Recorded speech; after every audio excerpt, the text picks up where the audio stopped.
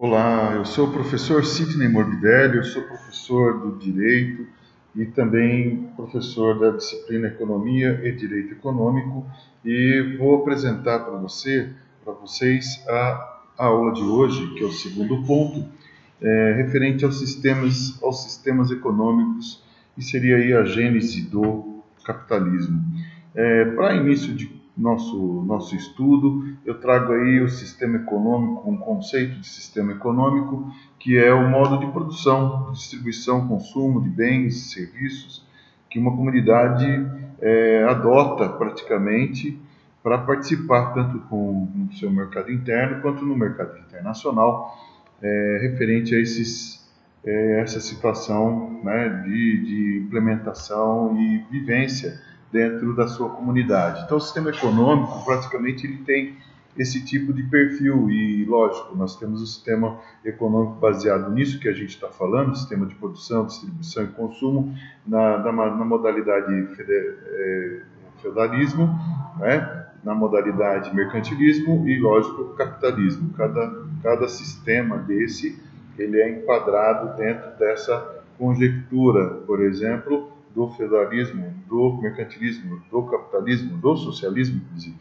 Tá? Então, toda adoção do sistema econômico, com essa adoção do sistema econômico, que a gente vê por ser adotado por alguns países, eles vão buscar aí sanar, a suavizar um pouco mais a escassez dos produtos alocados, né, recursos produtivos que são limitados, são finitos e nunca a gente vai ter essa situação regularizada, porque se há uma prospecção de petróleo, ela vai estar sempre cada vez mais cara, porque existe um limite, né? Existe um término, uma hora aquilo vai esgotar. E aí a gente teria aí o sistema econômico buscando, por exemplo, equilíbrio nessa produção e distribuição, equilíbrio no consumo e tudo mais.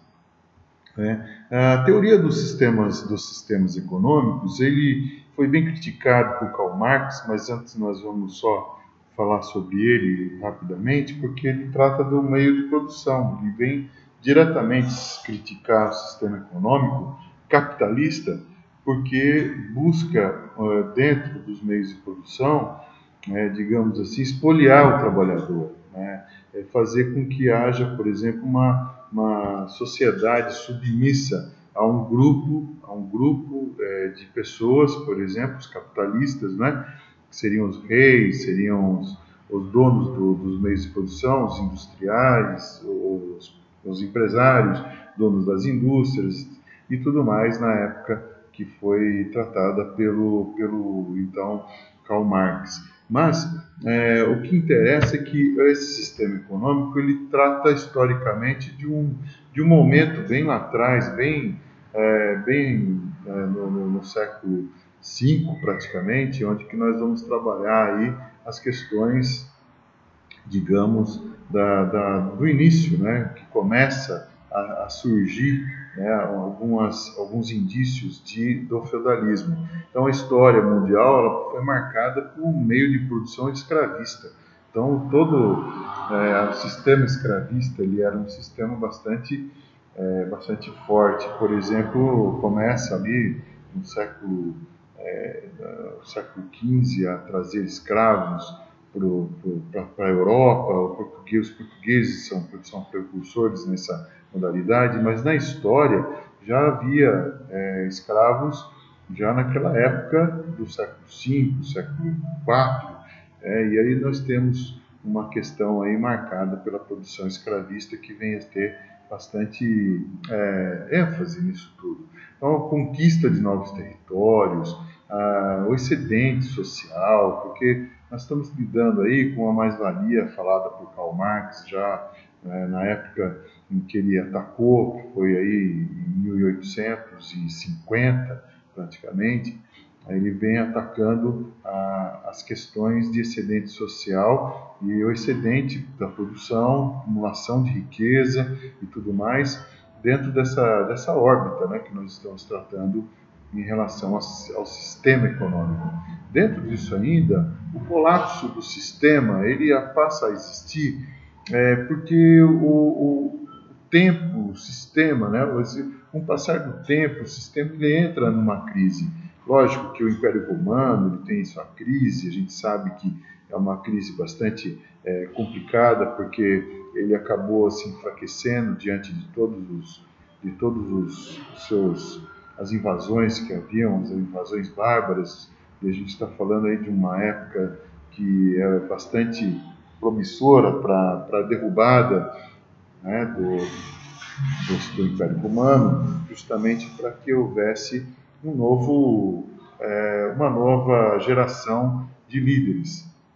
Então, os pequenos produtores, por exemplo, eles foram arruinados, expulsos das terras conforme houve esse colapso, conforme a queda do Império Romano.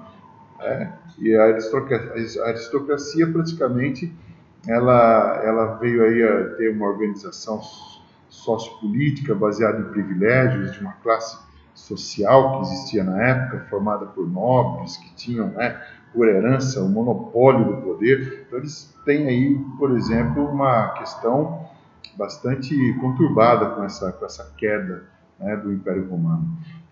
Bom, enfim, no século V ao século IX, dando um salto para a nossa aula aqui, tem o início do feudalismo. Então, tudo isso que a gente comentou é até agora uma questão bastante preparatória para chegar até o feudalismo.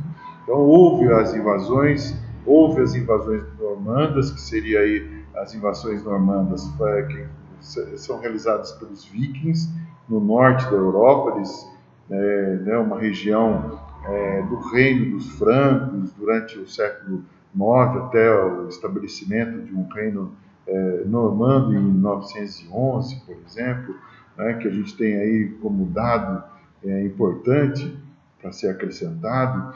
E, no caso, o modo de produção feudal foi marcado pela dependência pessoal, independentemente do vínculo jurídico ou da classe. Então, era praticamente ligado muito à agricultura, o feudalismo era ligado à pecuária, era ligado à propriedade fundiária, né? Então, existia esse tipo de situação empregada nesse período. Servidão pessoal, os servos eles deviam trabalhar nos limites das terras, né, do seu senhor, e essa servidão pessoal era uma característica do feudalismo.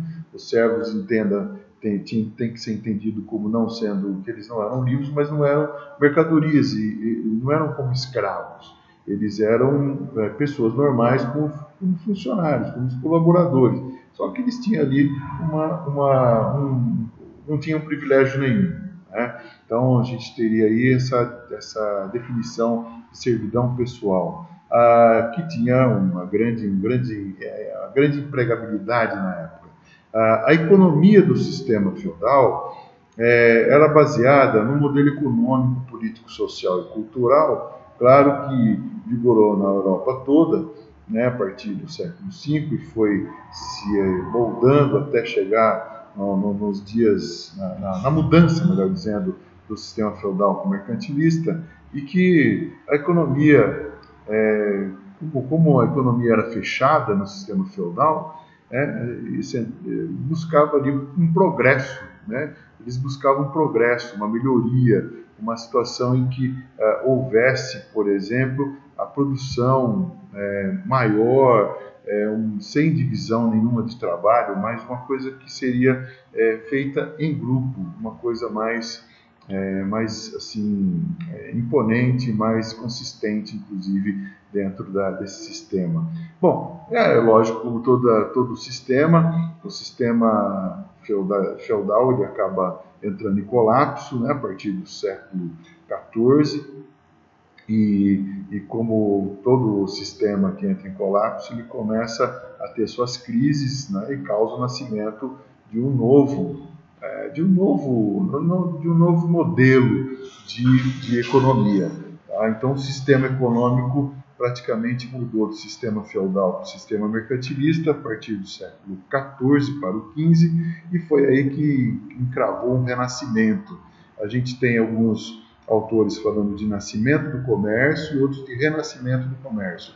Eu já acho que nasce o comércio nesse período, não renasce porque mesmo que houvesse um comércio no passado, na época egípcia, né, quando eles eram hegemônicos, os chineses, etc., nós tivemos aqui uma função, digamos, né, o mercantilismo buscando aí um crescimento por meio das suas cidades, por meio de sua sociedade, inclusive, né, e havendo ali um sistema novo. Portanto, do século XV ao século XVII, a gente tem a transição do feudalismo para o capitalismo, e o mercantilismo ele é um início, né, do capitalismo comercial, mercantil. Nós temos aí nitidamente essa marca, né? E os empresários industriais, donos dos meios de produção, eles utilizam-se da mão de obra de operários, assalariados, já tem uma coisa mais voltada por uma coisa profissional, né? Que é bastante criticado pela doutrina marxista, porque tira aquele sistema feudal em que há artesãos e traz para o mercantilismo o funcionário para dentro de algumas cooperativas que existiam e que eram trabalhadas, né, pelos artesãos, mas sob o comando de alguém. Então, o mercantilismo tinha uma necessidade de haver uma grande produção para manter o comércio, tá? Para manter o comércio. O mercantilismo ele foi um pré-capitalismo porque ele foi ali um preparo para que houvesse um capitalismo cada vez mais consistente, mais ágil, mais moderno, mais técnico, e ele acaba surgindo no século XVIII. Então, o mercantilismo ele acaba o nome mercantilismo, mas continua com o sistema dentro do capitalismo. Por isso que o sistema mercantil e o sistema do capital, eles acabam caminhando junto, não se unindo somente, mas acabam caminhando junto. Então, considera-se como sendo um estágio de transição do modo de produção feudal para o modo de produção capitalista. Porque o modo de produção capitalista existe um só dono, não como a cooperativa que todos são donos. Até hoje a gente tem esse sistema de cooperativas no nosso Código Civil, no direito empresarial, inclusive, nós iremos estudar. E aí o sistema de cooperativa, todos são proprietários do sistema de produção, dos meios de produção. E no caso do capitalismo, não. No capitalismo você tem uma fábrica, um dono e vários trabalhadores dentro dessa fábrica, que se submetem aos ditames e às regras daquele dono, daquele proprietário. A gente tem o surgimento das cidades nacionais. O Estado Nacional ele é o resultado dessa dinâmica econômica que leva à formação do Estado nos reinos europeus. Então, existe o fortalecimento e a centralização do poder real, mas também tem aí o Estado tendo suas hierarquias, a existência, né, dessas hierarquias, por exemplo, a divisão, digamos, dos poderes legislativo, poder executivo, judiciário e, lógico, sob o comando dos reis. E o capitalismo, quando ele entra, quando ele surge, quando ele começa, né, começa no século XVIII, Revolução Industrial, e ele não acaba, vem até hoje, mas ele, digamos que existe um marco no século XIX que entra o imperialismo, entre o XIX e o XX, mas entre o XVIII e o XIX nós temos a marca do capitalismo, e o capitalismo que é um sistema econômico baseado na propriedade privada, dos meios de produção e a sua operação para fins lucrativos, exclusivamente para fins lucrativos.